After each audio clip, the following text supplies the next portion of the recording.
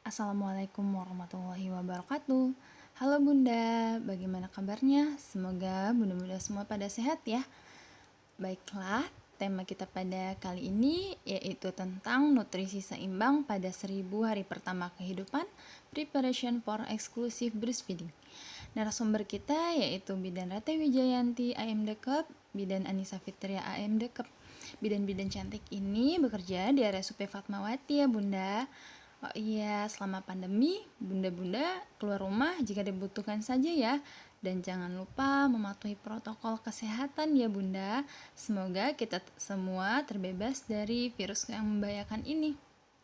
Baiklah, materi pembelajaran kita yaitu tentang pengertian tahapan 1000 hari pertama kehidupan, nutrisi ibu hamil yang tepat di setiap trimester kehamilan, nutrisi ibu menyusui yang seimbang, pengertian ASI eksklusif, masalah yang dihadapi saat pemberian ASI eksklusif dan cara mengatasinya.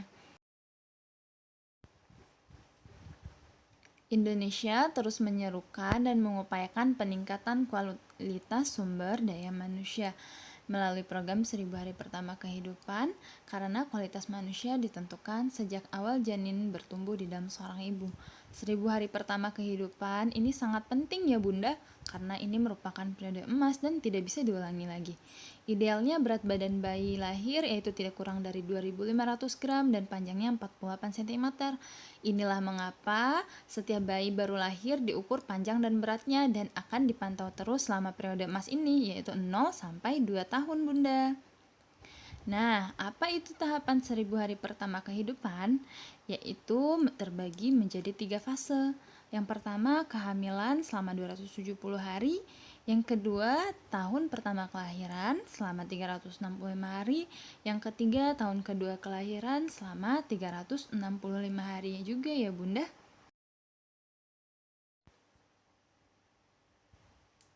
Masa 270 hari pertama, ibu hamil harus rutin memeriksakan kehamilannya minimal 4 kali selama kehamilan ya bunda, yaitu 1 kali pada trimester 1, 1 kali pada trimester 2, dan 2 kali pada trimester 3. Selama masa kehamilan, ibu hamil disarankan untuk apa aja nih bunda? Yang paling penting itu yaitu mengkonsumsi makanan dengan gizi seimbang, mengkonsumsi tablet penambah darah minimal 90 tablet selama kehamilan, mendapatkan imunisasi TT sebelum hamil, dan memeriksakan HB-nya. Masa 730 hari, yaitu tahun pertama dan kedua kelahiran. Di sini Bunda harus memperhatikan 3 hal ya Bunda, yaitu asupan nutrisi yang seimbang agar mencegah terjadinya stunting, pencegahan penyakit dan imunisasi, deteksi dan stimulasi tumbuh kembang anak. Pertumbuhan itu merupakan berat badan dan panjang badan, sedangkan perkembangan meliputi 4 aspek, yaitu motorik kasar seperti telungkup, motorik halus seperti memegang sendok, kemampuan bahasa seperti bercerita, personal sosial, yaitu kemampuan untuk mengenal orang-orang di sekitarnya.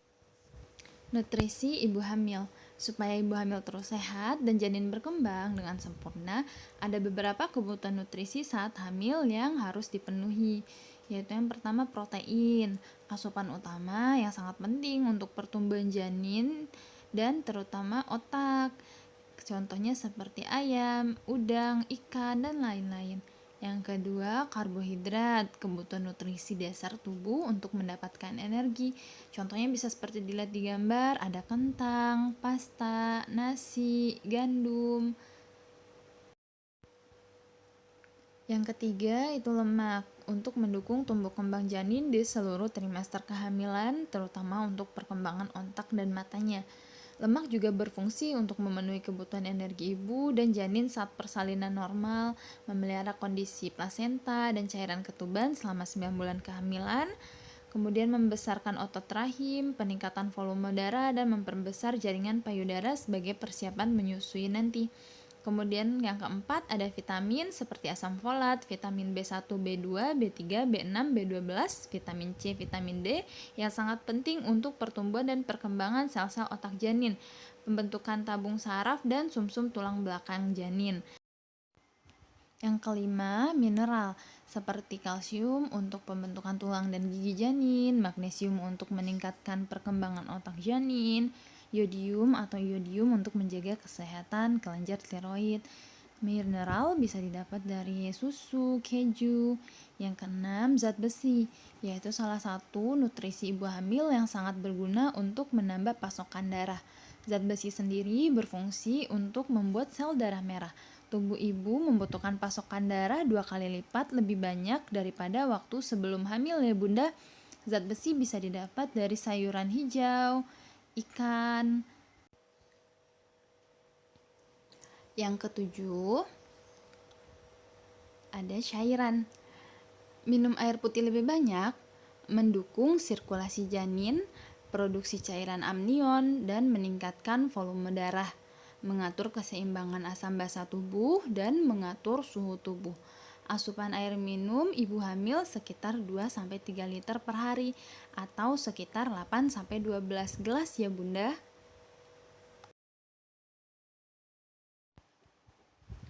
Nutrisi ibu hamil yang tepat di setiap trimester kehamilan.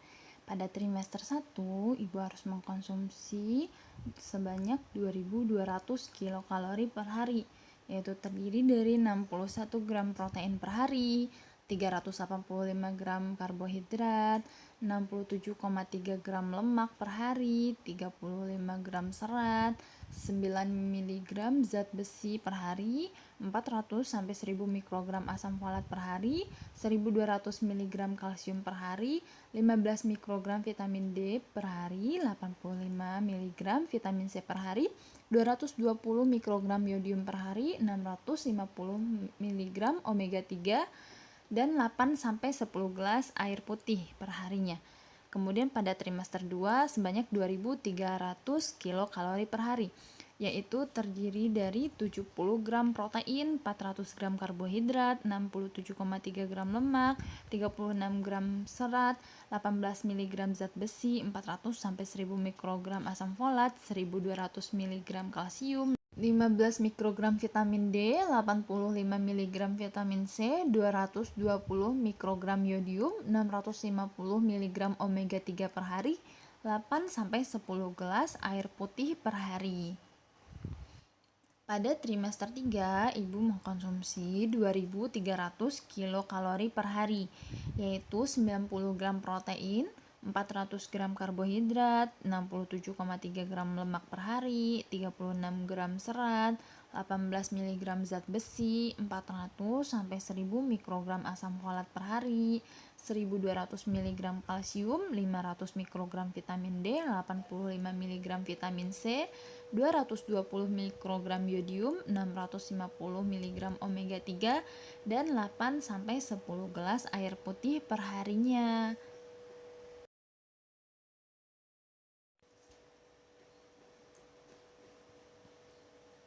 Jumlah atau porsi dalam satu kali makan pada ibu hamil. Nasi atau pengganti 200 gram sama dengan 1 piring, lauk pauk hewani 40 gram atau setara dengan ikan sepertiga ekor sedang, ayam 1 potong sedang, daging 2 potong kecil, lauk nabati seperti tempe 2 potong sedang atau 50 gram, tahu 2 potong sedang atau 100 gram, kacang-kacangan 25 gram atau 2 sendok makan, sayuran setara dengan 100 gram sama dengan 1 gelas atau 1 piring atau 1 mangkok setelah masak ditiriskan, buah-buahan 100 gram atau 2/4 potong sedang. Frekuensi makan pada ibu hamil yaitu 3 kali makan utama dan 2 kali makan selingan atau porsi kecil namun sering, dan harus sesuai porsi di bawah ini. Nasi atau penggantinya 4-6 piring, lauk pauk hewani 4-5 porsi, lauk nabati 2-4 potong sedang, sayuran 2-3 mangkok, buah-buahan 3 porsi. Nah, jadi bunda gak harus makan dalam porsi banyak ya bunda. Nutrisi ibu menyusui yang seimbang. Gizi seimbang pada ibu menyusui sangat penting dan erat kaitannya dengan produksi air susu. Ibu dalam 6 bulan pertama menyusui menggunakan 640 kalori per hari untuk menghasilkan susu normal, sehingga total kebutuhan energi ibu menjadi 2400 kilokalori per hari untuk memproduksi ASI dan aktivitas ibu sendiri. Manfaat gizi seimbang pada ibu menyusui yaitu untuk melakukan aktivitas melakukan berbagai proses di dalam tubuh, mengembalikan alat-alat kandungan ke keadaan sebelum hamil sebagai cadangan dalam tubuh sangat erat kaitannya untuk produksi ASI yang diperlukan untuk pertumbuhan bayinya. Kemudian, kebutuhan zat gizi yang akan meningkat selama ibu menyusui yaitu karbohidrat 65 gram per hari atau setara dengan 1,5 porsi nasi, protein 20 gram atau setara dengan 1 porsi daging dan 1 porsi tempe, kemudian lemak 4 porsi atau setara dengan 4 sendok teh minyak, vitamin dan mineral 3 porsi sehari dari sayuran dan buah-buahan, kemudian cairan 2-3 liter per hari atau 8 gelas sehari. Waktu minum yang baik bagi ibu adalah saat bayi sedang menyusui atau sebelumnya, sehingga cairan yang diminum oleh bayi dapat digantikan kembali.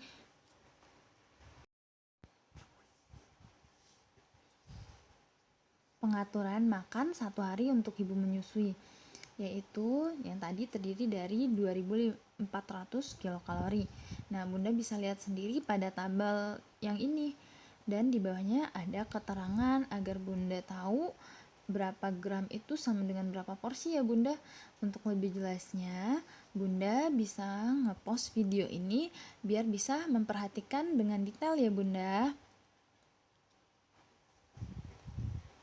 Nah, Bunda udah pada tahu belum apa itu ASI eksklusif? Nah, di sini dijelaskan, ASI eksklusif merupakan pemberian ASI saja tanpa tambahan makanan lain pada bayi berumur 0 sampai 6 bulan menurut Depkes RI tahun 2004. ASI eksklusif merupakan air susu ibu yang diberikan secepatnya kepada bayi pada saat pertama dilahirkan atau setelah persalinan selama 6 bulan tanpa penambahan dan atau mengganti dengan makanan atau minuman lainnya walaupun air putih ya Bunda. Nah, selanjutnya kita bahas tentang manfaat ASI eksklusif ya Bunda. ASI eksklusif itu untuk bayi dan untuk ibu. Yang pertama untuk bayi, yaitu apa saja Bunda?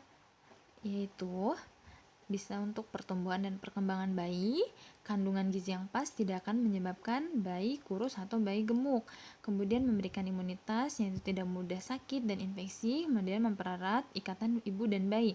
Sedangkan untuk ibunya, mempercepat pemulihan pasca melahirkan, mengurangi pendarahan, mencegah kehamilan atau KB alami, meningkatkan kasih sayang antara ibu dan bayi, serta membuat rasa nyaman pada ibu dan bayinya.